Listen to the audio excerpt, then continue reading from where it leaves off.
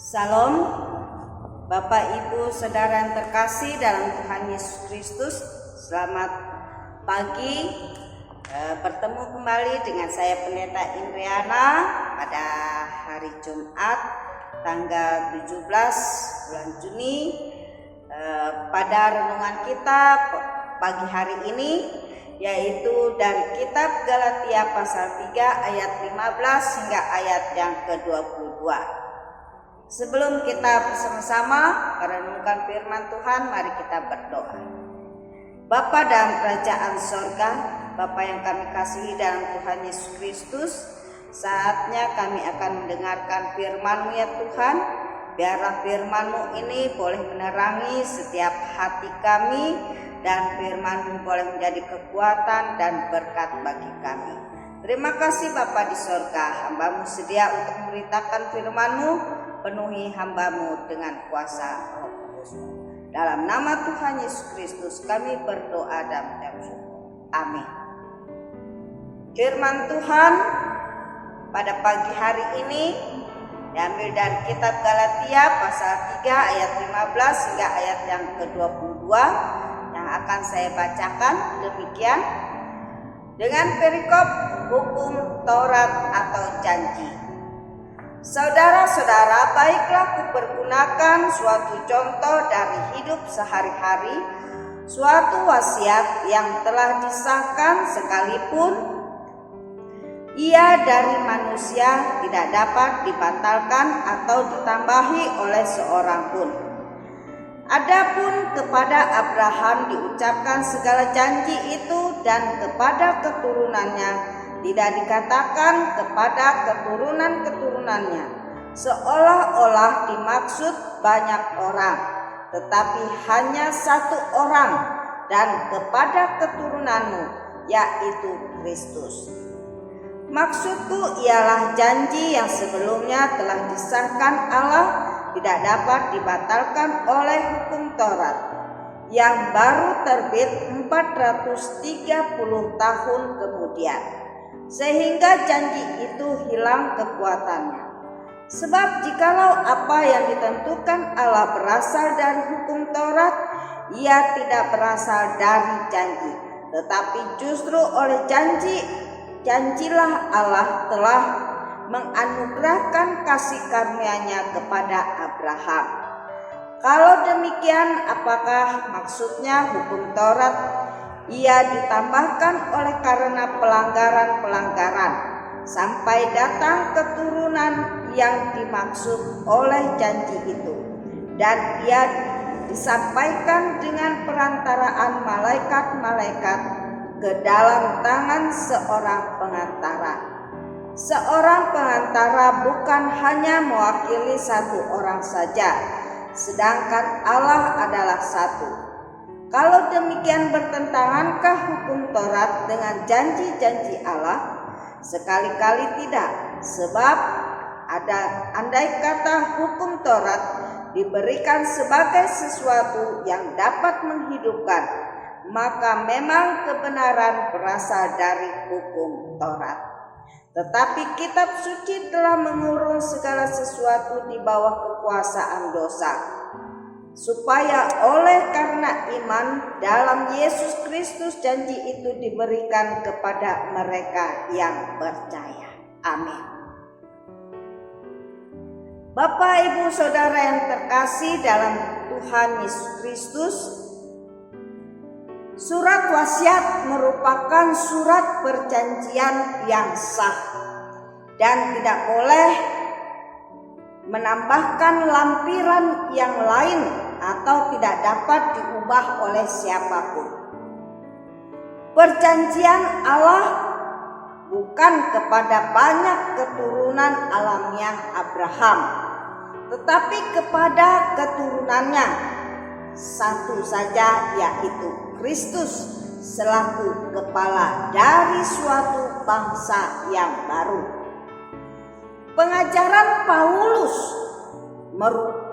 memberikan kepada kita kunci pengertian kepada sejarah dalam geraknya menjurus kepada kegenapan dalam Kristus daripada mereka, yaitu orang-orang percaya yang mewarisi janji-janji Allah itu. Maksudnya diberikannya Taurat itu tak dapat membatalkan perjanjian Allah yang terdahulu kepada Abraham. Taurat tidak dapat membuat janji itu tidak berarti, dan amal perbuatan tidak dapat menggantikan iman seseorang. Allah memberikan berkat kepada Abraham melalui janji dan iman. Ini bukan berarti meniadakan keberlakuan Taurat.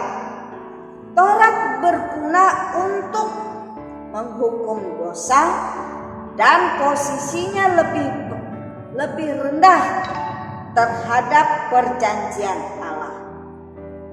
Taurat itu disampaikan oleh malaikat melalui Musa sebagai pengantara dan tidak diberikan secara langsung. Berbeda halnya dengan perjanjian yang disampaikan secara langsung kepada Abraham. Paulus membicarakan tentang dosa sebagai pelanggaran atas Taurat yang sudah dikenal. Sifat yang memberontak adalah dosa yang membuat manusia dua kali bersalah. Taurat menghasilkan suatu norma dengan timbulnya pelanggaran-pelanggaran. Ini dapat kita bandingkan dalam Roma pasal 3 ayat 20. Paulus menurunkan nilai Taurat karena Taurat itu datang dari Allah secara tidak langsung. Dan manusia hidup bukan karena Taurat, melainkan perjanjian yang sudah dikenapi dan sah melalui tindakan Allah secara langsung dalam kemerdekaan anugerah Allah yang berdaulat. Bapak, Ibu, Saudara yang terkasih dalam Tuhan Yesus Kristus, Kitab suci telah menutup segala sesuatu di bawah dosa. Ulangan pasal 27 ayat 26 dan Ulangan pasal 3 ayat 10 hingga ayat yang ke-18. Yakni di bawah penghukuman yang adalah keputusan daripada Taurat terhadap orang berdosa. Sebaliknya, janji yang datang karena iman dapat diberikan kepada mereka yang benar atau orang-orang yang percaya kepada Yesus Kristus. Paulus sekali lagi memperkuat sifat daripada janji dan karunia bagi orang percaya adalah bukan karena berbuat amal. Cara Allah yang terutama ialah menentukan dan langsung kepada manusia melalui kasih karunia dan iman. Bapak, Ibu, Saudara yang terkasih, jadi kita selamat dan kita hidup kekal bukan karena banyaknya kita berbuat amal kepada orang lain, melainkan karena perjanjian Allah yang sudah digenapi melalui anaknya Yesus Kristus, Tuhan dan Juru Selamat kita. Amin. Mari kita berdoa. Bapa dan Kerajaan Surga, terima kasih buat firman-Mu yang telah diberitakan kepada kami pada saat ini. Kami percaya Tuhan, apa yang kami dengar daripada firman-Mu, kami bersyukur kami boleh menjadi orang yang percaya kepada Yesus Kristus, sehingga wasiat yang Allah janjikan itu boleh Tuhan karuniakan di dalam kehidupan kami. Kami menerima berkat keselamatan dan hidup kekal karena janji Allah yang sudah dikenapi melalui Putra-Mu Yesus Kristus. Terima kasih Tuhan. Amin. Shalom.